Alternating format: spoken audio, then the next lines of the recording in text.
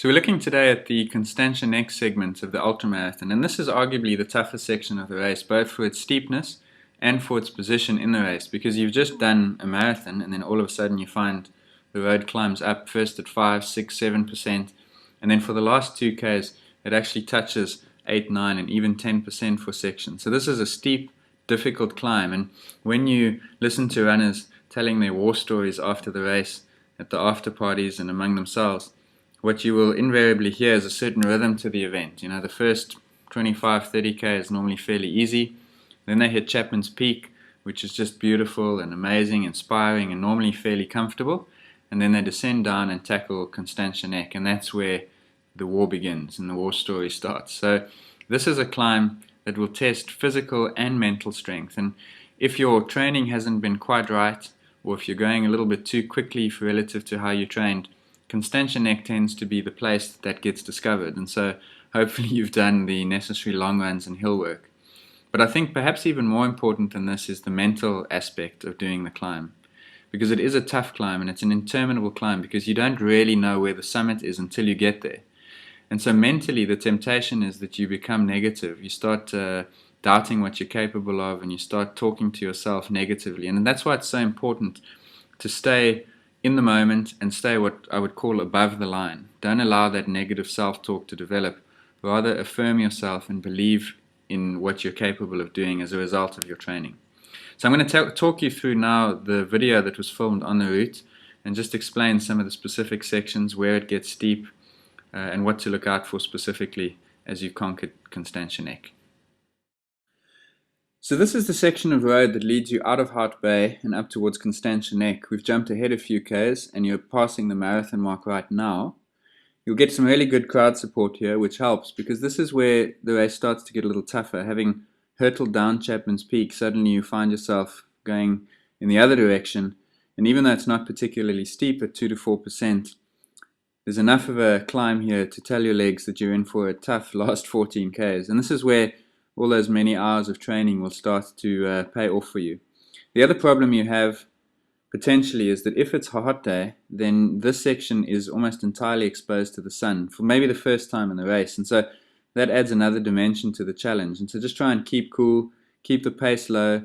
Remember what lies ahead is a much steeper section of climb. This is really just the appetizer before you get to the steep part of Constantia Nek. So pace judgment is particularly important at this point. So speaking of pacing, one of the difficult things here is to manage your perceptions and your judgment of pace and effort. And the reason for this is that you're on a climb, which, as I said, is not particularly steep at 2 to 4%, but that's steep enough to slow you down.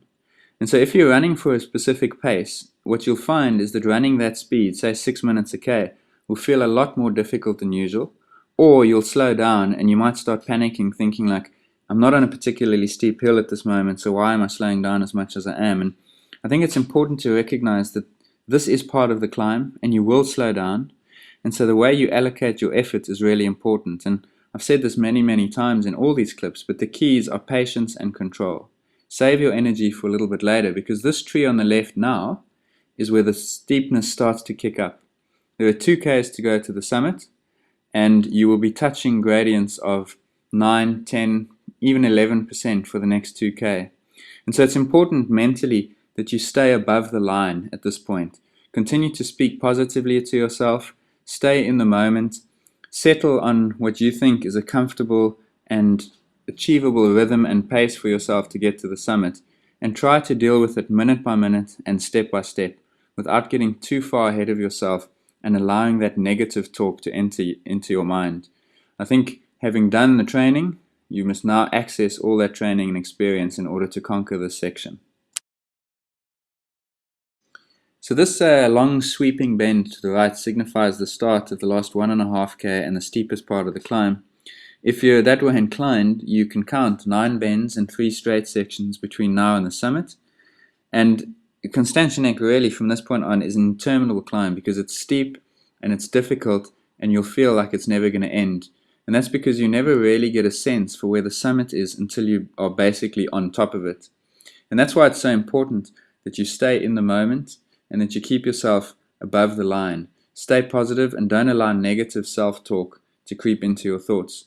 In terms of how you run it, it's important to just stay loose and stay relaxed. Concentrate on keeping your cadence nice and high and your strides nice and short so that you can develop a rhythm that allows you to just take it minute by minute until you get to the top. Once you leave behind those very tight bends and the dense tree cover, you'll be out onto these longer, straighter sections of road, and this is where you know that the worst is behind you. You have less than a kilometer to go, and you'll be able to hear huge crowds waiting to welcome you to the top. It's important here, again, just to manage your pace, recognize that you're probably running between 1 and 2 minutes per kilometer slower than your expected race average, but just accept that, don't push it too hard, because from the top, you descend down towards Kirstenbosch, but you still have 10 kilometers to go. So at this point, enjoy the achievement of conquering Constantia Nek. Let yourself be carried along by the amazing support of the crowd and the music being played by the bands, and then gather yourself at the top for what is a fairly tough last 10 kilometers that has a few undulations and probably needs to be treated with enough respect that you can't go charging down this hill, which is probably the temptation if you're feeling good. So that's Constantia Nek. It's a tough climb, and there's really no way to disguise the fact and to tap dance around the fact that Constantia Nek is a challenge, and it's probably going to be the toughest part of your day. But I think that's something that you should probably try to embrace. Again, from a mental point of view, I spoke about staying positive and staying above the line. I think part of that is to actually embrace the challenge, because you're doing 2 oceans because of the challenge, and the fact that Constantia Nek is part of it only makes your performance and your eventual achievement all the more special. So again, from a physical point of view, it's the training you've done that you're going to need, but from a mental point of view, it's the ability to stay in the moment and to stay above the line and to not let that negative self-talk drag you down more than gravity is and the gradient is, and that's what's going to make you successful on Constantia Nek. Next time we're going to have a look at the section that takes you down from the neck towards Kirstenbosch. Fairly tricky section, undulating with a strong camber the whole way pretty much. And so join me then and we'll talk through some of the challenges you'll face then.